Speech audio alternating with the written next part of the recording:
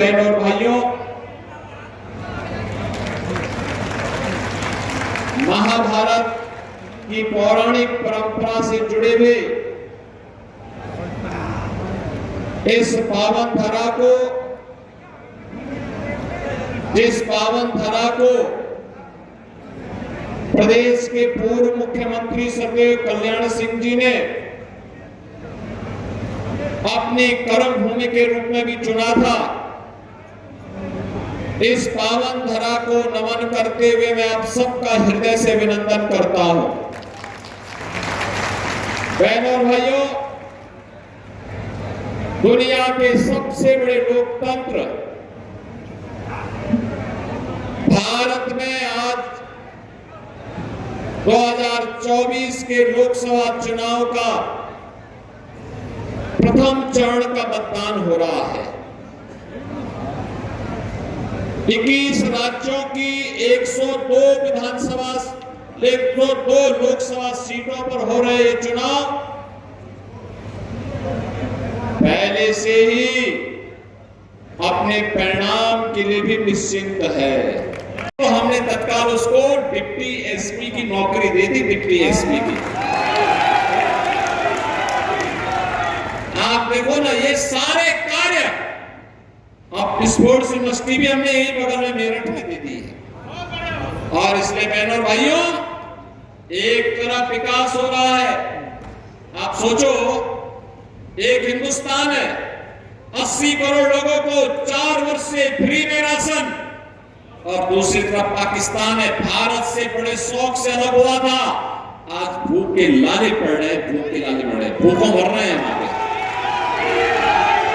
बहनों भाइयों, देखिए तो पाकिस्तान बनने पर देश की उर्वरा भूमि बढ़ गई, जनसंख्या कम गई, भूमि ज्यादा गई, लेकिन आज पाकिस्तान में भूख के लाले हैं और हिंदुस्तान फ्री में राशन का वितरण करके अपने लोगों को मजबूत कर रहा है।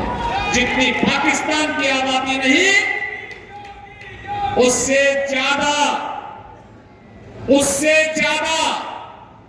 लोगों को हिंदुस्तान में गरीबी रेखा से ऊपर करके उभारने में मदद करती है पिछले 10 वर्ष में मोदी जी के नेतृत्व में।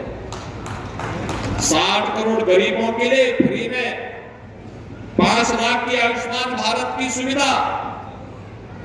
जिन लोगों के आयुष्मान कार्ड नहीं बन पाए और कोई परिवार में दुर्भाग्य से बीमार हो जाता है, तो हमारा विधायक या हमारा कोई पदाधिकारी या स्वयं पीड़ित या हमारा सांसद मेरे का पत्र भेजता है, तो मोदी जी ने जनधन अकाउंट खोली दी है, हम सीधे उसे जनधन अकाउंट में ही सीधे पैसा भेज देते हैं, जिससे उपचार से निश्चिंत हो सके। बहनों और भाइयों, 50 करोड़ लोगों के जनधन अकाउंट खुल गए, 12 करोड़ किसानों को प्रधानमंत्री किसान सम्मान निधि का लाभ मिल गया, 12 करोड़ गरीब घरों में शौचालय बन गए, 10 करोड़ महिलाओं के लिए उज्ज्वला योजना की फ्री में कनेक्शन मिल गए, 4 करोड़ गरीबों के मकान बन गए, और अगले 5 वर्ष के लिए मोदी जी ने आश्वस्त किया है कि 3 करोड़ अन्य लोगों के लिए मकान बनाएंगे। बहनों और भाइयों, 2.5 करोड़ घरों में फ्री में बिजली के कनेक्शन दिए गए। इतना भारी काम, गरीबी कल्याण भी, विकास के कार्य भी, सुरक्षा भी। और सपा बसपा के लोग तो क्या करते थे, दंगा करवाते थे। मुरादाबाद में दंगा करवाया था कांग्रेस ने 1980 में, और दंगाई को छुपाने के लिए भाई सपा बसपा कांग्रेस इन लोगों ने दबा के रखी। हम लोगों ने उस फाइल को निकाला, और जो दोषी थे, जिन लोगों ने वहां पर हिंदू पर्व के दिन दंगा करवाया था, 40 साल के बाद उनके खिलाफ हमने कार्रवाई की है। मुझे याद है जब 2017 में मैं प्रचार करने के लिए आया था यहां बुलंदशहर में, तो आप लोग डरते थे, कहते थे कि साहब फलाना व्यक्ति चुनाव लड़ रहा है। मैंने कहा घबराओ मत, एक बार बीजेपी की सरकार आने दीजिए, माफिया को वहीं पहुंचा देंगे जहां वो पहुंचने का हकदार है। या तो जेल होगी और या फिर जहन्नुम होगा, इसके अलावा दूसरी तीसरी जगह होगी ही नहीं उसके लिए। और बहनों भाइयों, आज आप देख रहे होंगे माफिया सब गायब। अयोध्या में केवल राम मंदिर ही नहीं बना है, बड़े बड़े दंगाई और माफिया अपराधी जो पहले सत्ता के सरप्रस्त बनते थे, आज राम नाम सत्य है की यात्रा पे निकल गए हैं। और इसलिए बहनों भाइयों, आपने परसों देखा होगा रामनवमी के दिन भगवान राम का सूर्य तिलक हुआ ना, पूरा भारत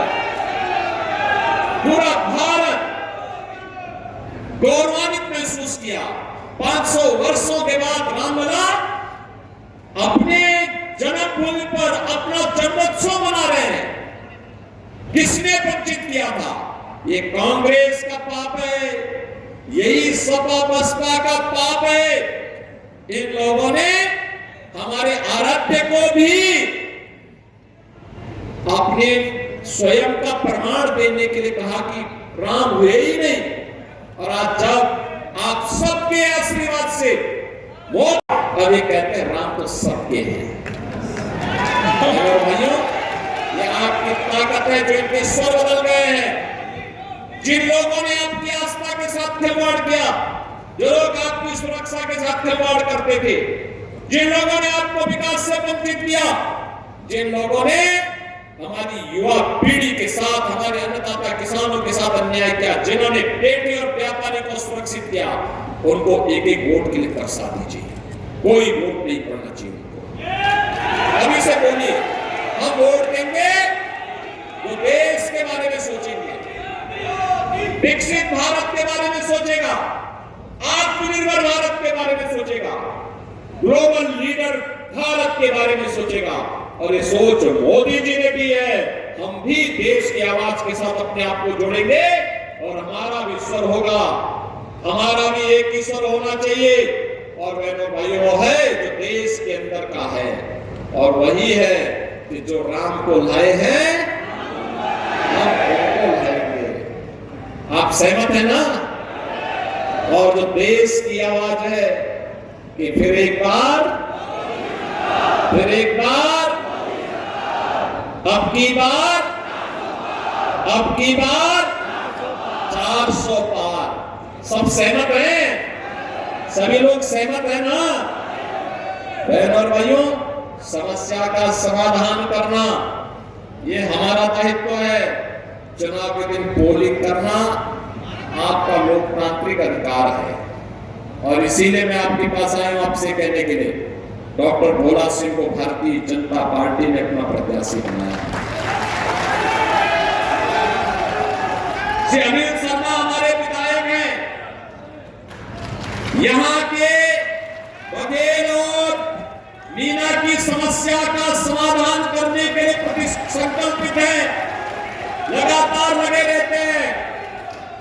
और बहनों भाइयों, जब सभी लोग हमारे जनप्रतिनिधि मिलकर के कार्य करते हैं तब हम परिणाम देते हैं। यहाँ पे श्रीमती बिमला सोलंकी भी यहाँ पे काम कर रही है आपके क्षेत्र में। और बहनों भाइयों, मैं इसीलिए आप सबका आह्वान करूंगा, 26 अप्रैल को चुनाव होने हैं।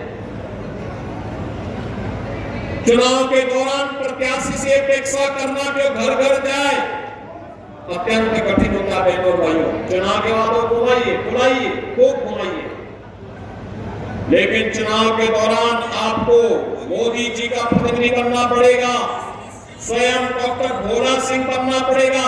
सहमत है? चुनाव के दिन भाजपा को भारी बहुमत से विजयी बनाएंगे। यहाँ के विधायक अनिल शर्मा ने कहा ना अभी कि पिछली बार से ज्यादा वोटों से हम विजयी बना के भेजेंगे। सहमत है ना? सभी लोग बनाएंगे। तो बहनों भाइयों, कमल चुनाव चिन्ह पर, और वहां पे इस बार तो भाजपा और राष्ट्रीय लोकदल एक साथ मिलकर के देश के तीसरा कार्यकाल देना चाहते हैं। देना चाहते हैं ना? आप भी सहमत है ना? डॉक्टर भोला सिंह को विजयी बनाएंगे ना भारी बहुमत से? तो फिर मेरे साथ बोलेंगे भारत माता की।